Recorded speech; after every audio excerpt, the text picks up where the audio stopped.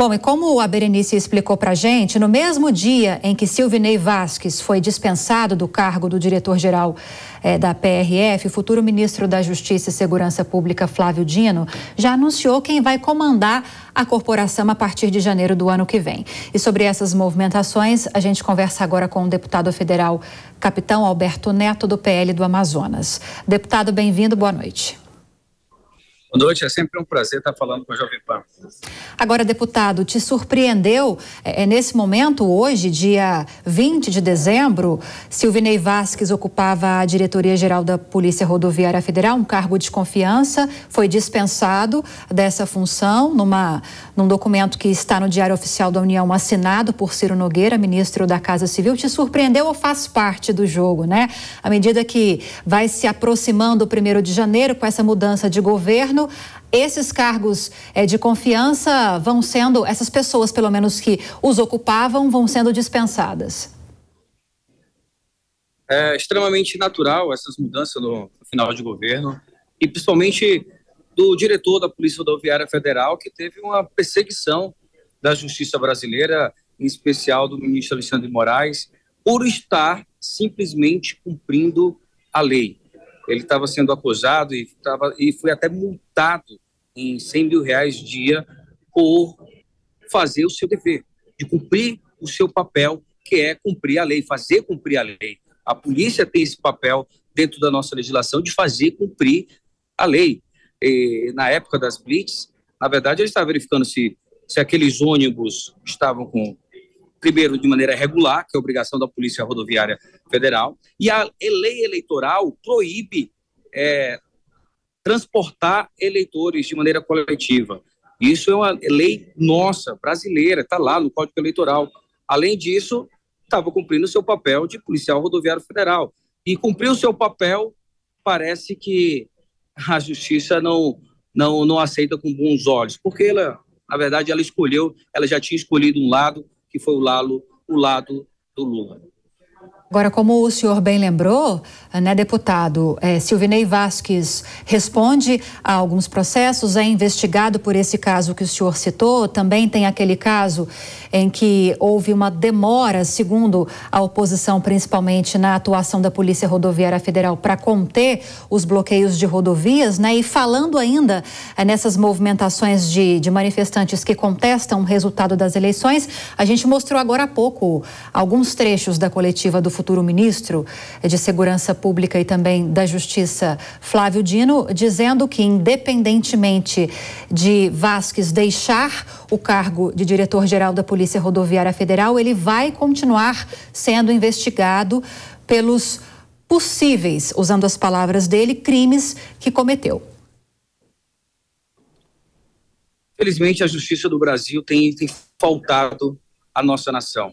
Quem faz o correto, quem cumpre a lei, tem que ser investigado. E nós tivemos hoje o último preso da Lava Jato, Sérgio Cabral, ex-governador do Rio de Janeiro, sendo liberado. Alguém que foi preso em segunda instância, alguém que é réu confesso de seus crimes de corrupção, está sendo liberado hoje. Enquanto um brasileiro, trabalhador, concursado, policial, que arriscou a sua vida durante toda a sua carreira, está sendo investigado por cumprir a lei. E em relação às manifestações, eu fui policial. Não é simples chegar, jogar bomba e retirar os manifestantes. É toda uma negociação, é um gabinete de crise que é montado. E ninguém resolve isso de maneira imediata. Todos nós somos brasileiros e temos uma legislação a cumprir. Agora, parece que a justiça brasileira esquece da lei. Inclusive, agora, ultimamente, tem até interferindo no poder legislativo, tem quebrado a harmonia dos poderes. É uma pena, fica aqui o meu repúdio a essa perseguição ao ex-diretor da Polícia Rodoviária Federal, que fez um grande trabalho. A Polícia Federal tem recordes de apreensões do tráfico de droga. Parabéns a todos os policiais rodoviários federal que fazem um grande papel no nosso país no combate ao narcotráfico, cuidando das nossas rodovias federais. Era para ter sido premiado e não investigado. Antes de passar agora para os nossos comentaristas que vão participar dessa entrevista também, deputado, só para a gente fechar essa questão de Silvinei Vasquez, pelo menos nesse quesito das investigações, eu citei agora há pouco que ele é réu por improbidade administrativa, porque um dia antes das eleições ele teria pedido votos para Bolsonaro nas redes sociais, no dia seguinte ele teria apagado essa publicação. Nesse caso, o senhor concorda que ele precisa ser investigado, esse caso precisa ser elucidado? Todos nós podemos declarar o nosso voto. Nós vivemos numa democracia. Ninguém vive numa ditadura, não. Estou aqui no Congresso Nacional para lutar que esse país não vire uma ditadura. O que ele não pode é usar a máquina pública para pedir voto para o presidente. Ele não pode usar a máquina pública para interferir no processo eleitoral. Mas pedir voto, declarar voto, isso é democrático. Nós temos, não é porque ele é superintendente, porque ele é diretor da Polícia Rodoviária Federal, ele perde os seus direitos fundamentais como qualquer cidadão. Estamos conversando com o deputado federal, capitão Alberto Neto, do PL do Amazonas. Agora sim, seguimos para perguntas dos nossos comentaristas. Alfredo Scaff. Boa noite, deputado. Deputado, o que a gente percebe é que a sociedade brasileira precisa valorizar o trabalho dos policiais.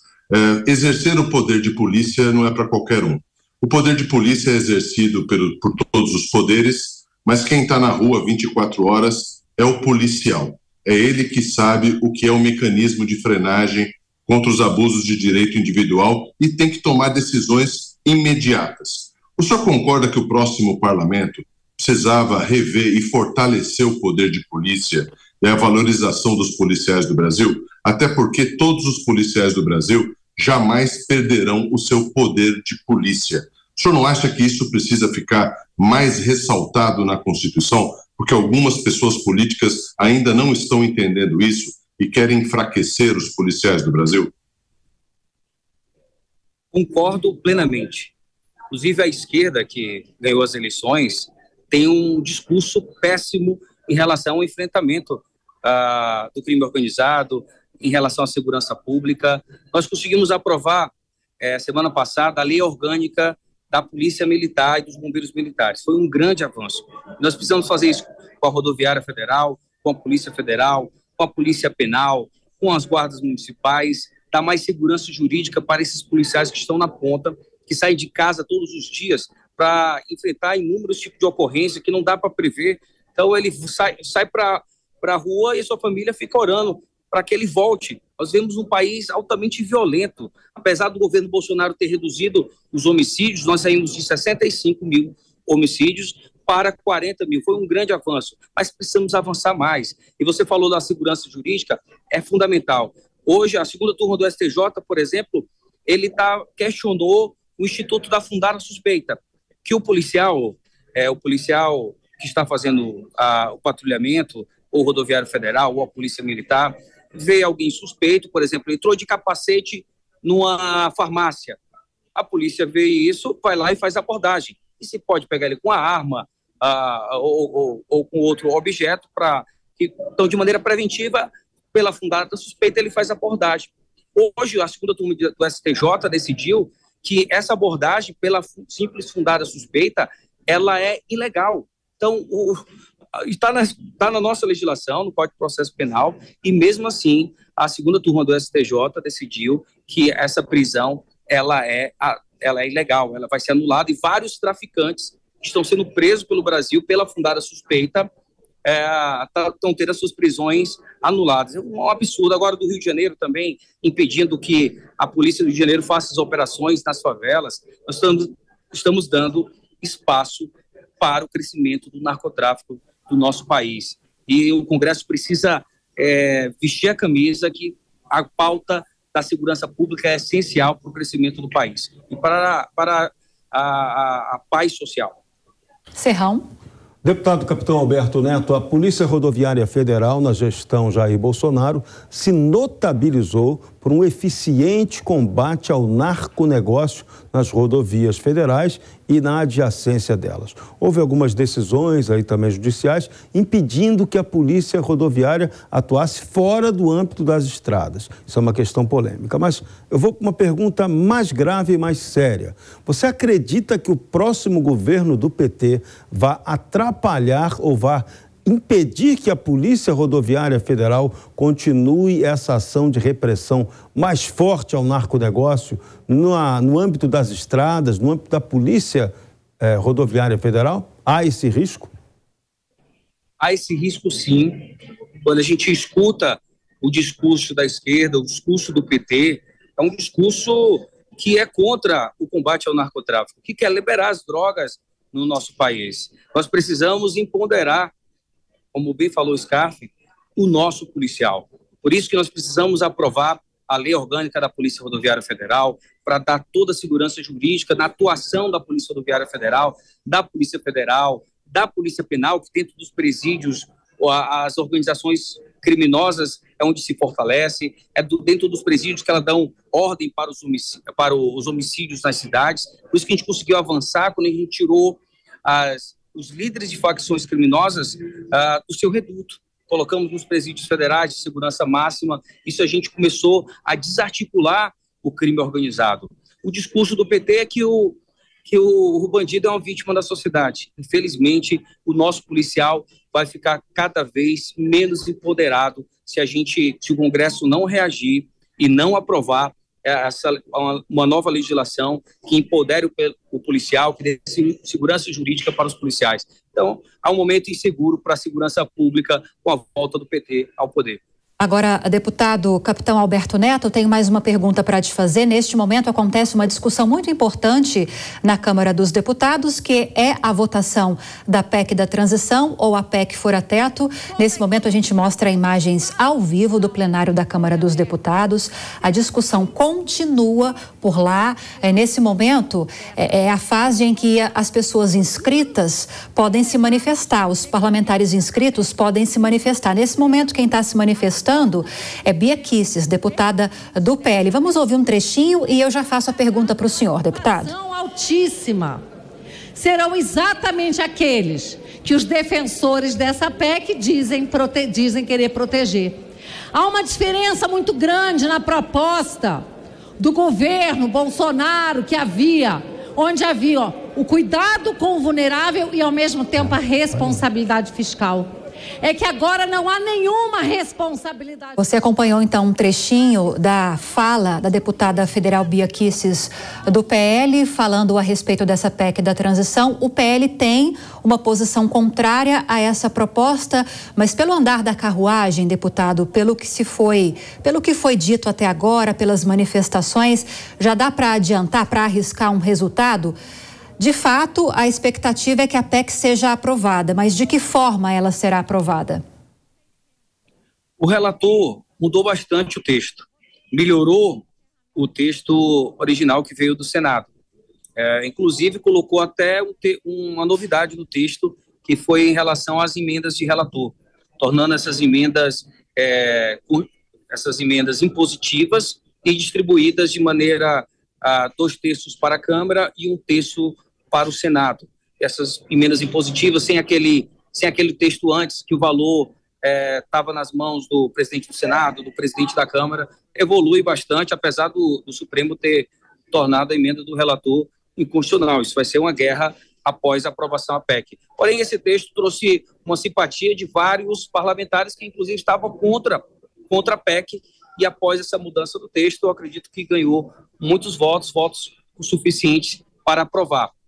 Mas o PL vai lutar junto com outros partidos, outros parlamentares, até partido como o Republicanos, que estão junto com a gente, o PL, o Republicanos, o Partido Novo, outros deputados do PP são contra essa PEC, porque nós sabemos que o PT ele não trabalha com a responsabilidade fiscal. Pelo histórico, ele votou contra a política do teto de gastos. A própria PEC, ela traz um perigo muito grande, que trata o regime fiscal por lei complementar. Então, praticamente, o PT vai acabar com o regime fiscal do nosso país. Isso vai ser uma mensagem muito negativa para o mercado.